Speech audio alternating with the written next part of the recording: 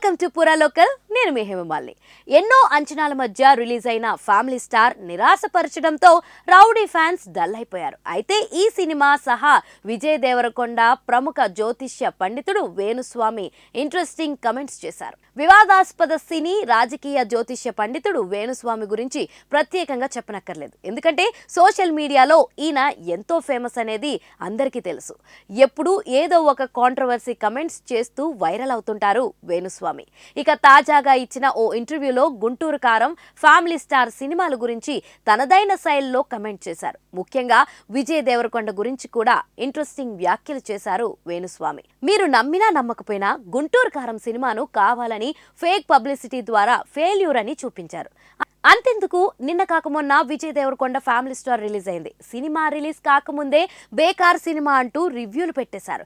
Trolls, memes, fake రివ్యూలకి నాశనం అయిపోయిన వ్యక్తి విజయ్ దేవరకొండ. ఈ సినిమా నాశనం అవడానికి కారణం ఫేక్ రివ్యూలే. ఎందుకంటే సినిమా బయటికి రాకముందే బాలేదు, రాడ్ దింపాడు అంటూ రివ్యూలు పెట్టేశారు. ఈ పబ్లిసిటీకి పోయేవాడు కూడా పోడు అంటూ వేణుస్వామి చెప్పుకొచ్చారు. అయితే గతంలో విజయ్ దేవరకొండ జాతకం ఎలా ఉండబోతుంది అనే దానిపై పలుమార్లు కాంట్రవర్సీ కమెంట్స్ చేశారు వేణుస్వామి. కెరియర్ పరంగా విజయ్ దేవరకొండ అంత గొప్ప జాతకమేం కాదు, అంతెందుకు పైకి లేచి తుస్సుమని పడిపోతుంది, ఎక్కువ కాలం ఇండస్ట్రీలో ఉండే జాతకం కాదంటూ వేణుస్వామి చెప్పారు. కానీ ఈసారి మాత్రం విజయ్ దేవరకొండ సినిమాను కావాలని ఫేక్ రివ్యూలతో ఫ్లాప్ చేశారంటూ చెబుతున్నారు. దిల్ రాజు వేదన ఏప్రిల్ 5న భారీ అంచనాల మధ్య రిలీజ్ అయింది. ఫ్యామిలీ స్టార్ విజయ్ దేవరకొండ, మృణాల్ ఠాగూర్ జంటగా నటించిన ఈ సినిమాను నిర్మాత దిల్ రాజు ప్రొడ్యూస్ చేశారు.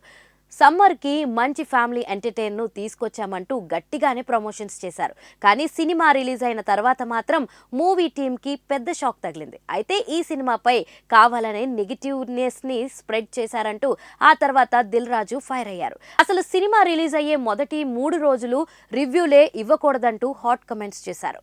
మైక్ పట్టుకుని రిపోర్టర్ అవతారంలో థియేటర్ దగ్గర జనాల రెస్పాన్స్ కూడా తీసుకున్నారు. అందరూ ఇంత బాగుందంటే రివ్యూలు మాత్రం నెగిటివ్గా ఇచ్చారని మండిపడ్డారు.